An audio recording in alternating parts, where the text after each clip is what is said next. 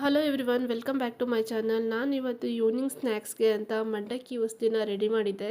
ಇದನ್ನು ಸಿಂಪಲ್ಲಾಗಿ ಹಾಗೆ ಟೇಸ್ಟಿಯಾಗಿ ರೆಡಿ ಮಾಡ್ಕೊಳ್ಳೋದು ಹೇಗೆ ಅಂತ ತೋರಿಸ್ತಾ ಇದ್ದೀನಿ. ಮೊದಲಿಗೆ ನಾನು ಒಂದು ಪ್ಯಾಕೆಟಷ್ಟು ಮಂಡಕ್ಕಿಯನ್ನು ತೊಗೊಂಡು ಅದನ್ನು ನೀರಲ್ಲಿ ನೆನೆಸಿಟ್ಕೊಂಡಿದ್ದೀನಿ. ಈ ರೀತಿ ನೆನೆಸಿಟ್ಕೊಳ್ಳೋದ್ರಿಂದ ಮಂಡಕ್ಕಿಯಲ್ಲಿರುವಂತಹ ಕಸ ಎಲ್ಲ ಬಿಟ್ಕೊಳ್ಳುತ್ತೆ. ನಂತರ ನಾನಿಲ್ಲಿ ಒಂದು ಪ್ಯಾನಿಗೆ ಎಣ್ಣೆಯನ್ನು ಹಾಕ್ಕೊಂಡು ಸ್ವಲ್ಪ ಕಡಲೆ ಬೀಜನ ಹಾಕ್ಕೊಂಡು ಮುಂಚೆನೇ ರೋಸ್ಟ್ ಮಾಡಿ ಇಟ್ಕೊತಾ ಇದ್ದೀನಿ. ಈ ಥರ ಮಾಡಿಕೊಂಡ್ರೆ ಕಡಲೆ ಬೀಜ ಸಹ ಗರಿ ಗರಿಯಾಗಿ ಬರುತ್ತೆ.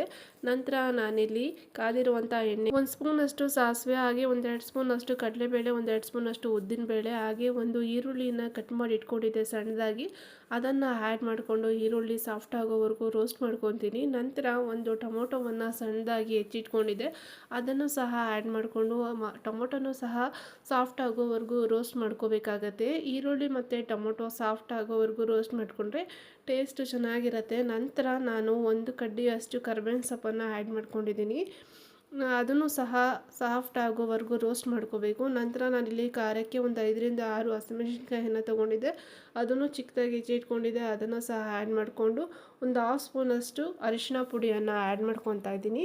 ಎಲ್ಲದನ್ನು ಆ್ಯಡ್ ಮಾಡ್ಕೊಂಡಾದಮೇಲೆ ಅದನ್ನು ಸಹ ಚೆನ್ನಾಗಿ ಮಿಕ್ಸ್ ಮಾಡಿಕೊಂಡು ಅರಿಶಿನ ಹಸಿ ವಾಸನೆ ಹೋಗೋವರೆಗೂ ರೋಸ್ಟ್ ಮಾಡ್ಕೋಬೇಕು. ನಂತರ 1-2 ಸ್ಪೂನಷ್ಟು ಉಪ್ಪನ್ನು ಆ್ಯಡ್ ಮಾಡ್ಕೊತಾ ಇದ್ದೀನಿ.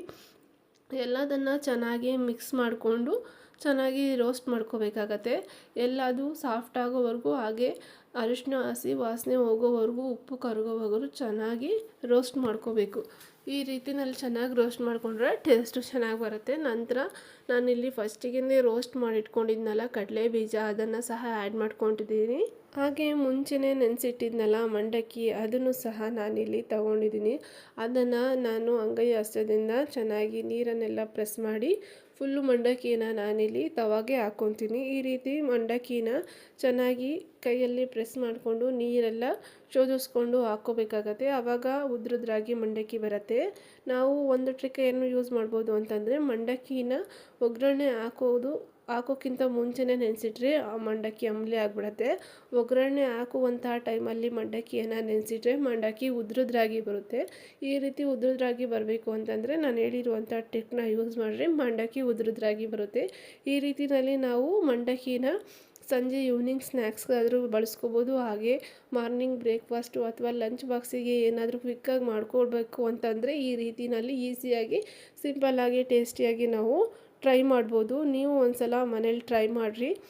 ಈವ್ನಿಂಗ್ ಸ್ನ್ಯಾಕ್ಸ್ಗೆ ಅಂತ ಮಾಡಿದಂತಹ ಮಂಡಕ್ಕಿ ರೆಡಿಯಾಗಿದೆ. ಖಾರ ವಿತ್ ಚಿಪ್ಸೊಂದಿಗೆ ಮಂಡಕ್ಕಿ ರೆಡಿಯಾಗಿದೆ. ನೀವು ಒಂದ್ಸಲ ಮನೇಲಿ ಟ್ರೈ ಮಾಡಿ ನೋಡಿರಿ. ಪೂರ್ತಿ ವಿಡಿಯೋ ವಿಶು ಫುಡ್ ಬ್ಲಾಗ್ಸ್ ಚಾನಲಲ್ಲಿ ಹಾಕಿದ್ದೀನಿ. ಲೈಕ್ ಮಾಡಿ, ಶೇರ್ ಮಾಡಿ, ಕಮೆಂಟ್ ಮಾಡಿ, ಸಬ್ಸ್ಕ್ರೈಬ್ ಮಾಡೋಣ